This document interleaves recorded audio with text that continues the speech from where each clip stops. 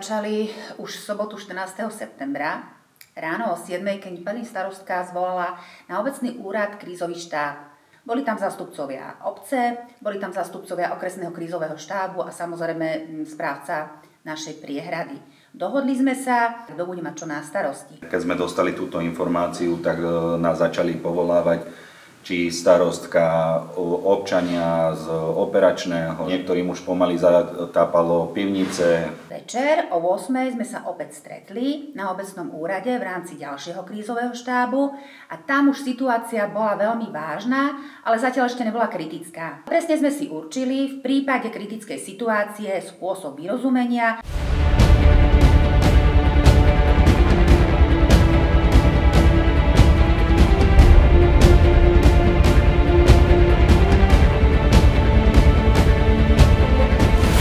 V nedeľu ráno o 5 hodine som dostala telefonát od pani starostky so slovami evakuujeme, otváraj kultúra. Všetci sme sa stretli v kultúrnom dome, kde celý krízový štáb sa dohodol na postupe.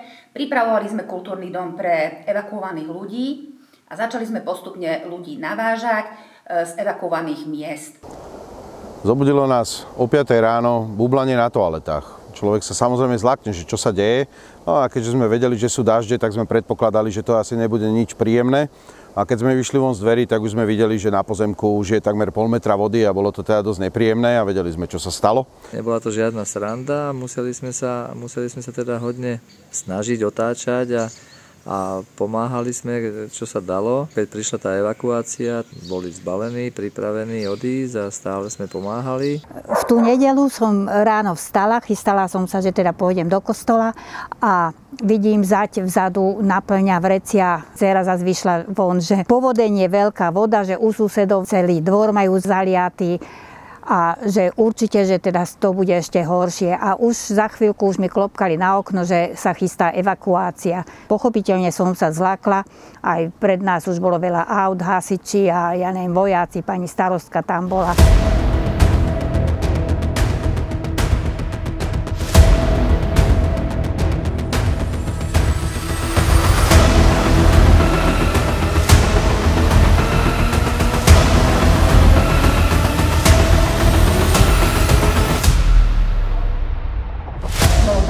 Zabezpečiť potraviny pre evakuovaných. Bol sviatok 15. septembra, obchody boli zatvorené. Sme poprosili miestnych podnikateľov, ktorí mali nejaké zásoby a všetci nám veľmi radi pomohli. Boli tu záchranári, boli tu vojaci, boli tu policajti, bol tu celý krízový štáb. Takže vlastne z kultúrneho domu sme riadili celú operáciu. Snažili sme sa vydedukovať tie najkritickejšie miesta, kde by prvý nárazový nával vody mohol spôsobiť tie najväčšie škody, čo bolo vlastne pod priehradou, ako ide splav, tak tá zákruta, kde sme museli spraviť väčšie opatrenia. Museli sme za pochodu riešiť, že čo a ako. Nikto nerátal s tým, že sa to vyleje pod hlavnou cestou pri zastávke, že to pôjde do dediny. Riešili sme možnosti, že či prekopať nejaký kanál, alebo mosty, ktoré boli zanesené, nejak ich vyčistiť, alebo odstrániť ten nános, ktorý išiel z priehrady.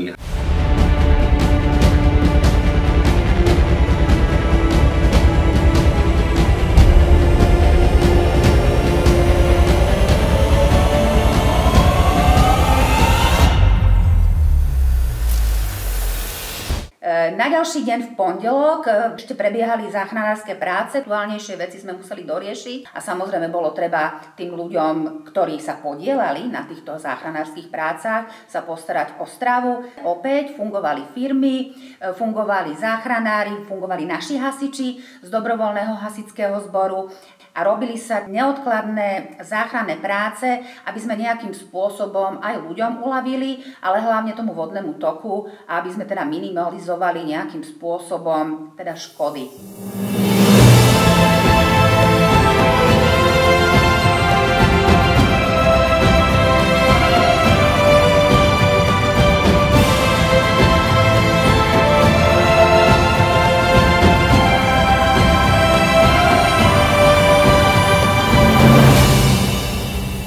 Nakoniec sme to teda zvládli, bolo to náročné a Myslím si, že tí ľudia, ktorí k tomu prispeli, tak naozaj tá práca bola vidieť a pomohla. Že vlastne sme tú vodu udržali v tom koryte a nenapáchalo to väčšie škody. Sme radi, že už to máme za sebou hlavne.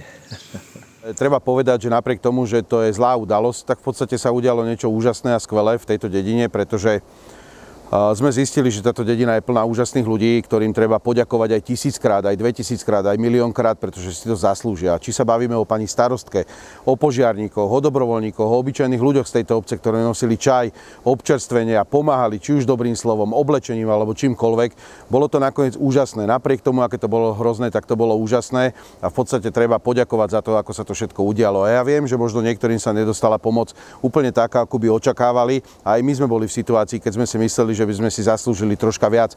Chýbali nám na začiatku možno vrecia s pieskom, že by ich mohlo byť viac a tak ďalej. Ale v konečnom dôsledku, viete, je to na nás. My si musíme vedieť všetci pomôcť najprv sami a potom sa spoliehať až na tých druhých. A prišla tá pomoc od nich v pravý čas a v takom rozsahu, aký je zodpovedný tomu, aký sa patrí. A za to naozaj všetkým patrí obrovská ďaká. Asi škoda menovať, aby som nikoho nezabudol, že celej dedine patrí obrovská ďaká. Som aj vďačný tým, čo nám pomáhali samotní dobrovoľníci. Najviac práce spravila starostka, že toto všetko dokázala zalarmovať. Ďakujem dobrovoľníkom, či aj samotným policajtom, vojakom, ktorí nám došli pomôcť, ale hlavne tým dobrovoľníkom, ktorí nám pomáhali a snažili sa nám pomáhať ako sa len dalo. Cére išiel cez dvor veľký silný prúd vody, skoro jak rieka. Takže tak a hneď som si zmyslela na ten rok 1957, ale to bolo vtedy v júli, žatva začínala, mala som vtedy 9 rokov a vtedy to bolo strašné. Tak jak teraz, aj vtedy hasiči pomohli tej obci. To bol vtedajší veliteľ hasičov, stric Francek Pálka sme im, alebo Taňulák sme im vyprávali. Kde stojíme, bolo zábradlie, ale tam most bol. Tá voda ich brala, tam brvná tiekli po tom potoku a tak. A to ich zrážalo. A tí ostatní ich kamaráti, hasiči, také háky im podávali, ale sa zachytili, ale to ich stále bralo, lenže boli vtedy, v tých časoch boli ešte mladý, mocný chlap, tak sa tu nás zachytili toho mosta a tak im potom tí chlapi pomohli. No a potom vtedajší teda poslanci šikovní povymýšľali, že teda toto sa môže hocikedy opakovať. Premysleli si, že teda bola by dobrá priehrada, kde by sa tie vody zachytávali. Už potom odborníci sa toho chytili a vybudovali tú priehradu. Takýto rozsah, teda jak to bolo teraz, alebo teda v tom 57. roku, tak veľké to ešte nebolo. Tak verím, že už sa to tak skoro opakovať nebude, alebo vôbec.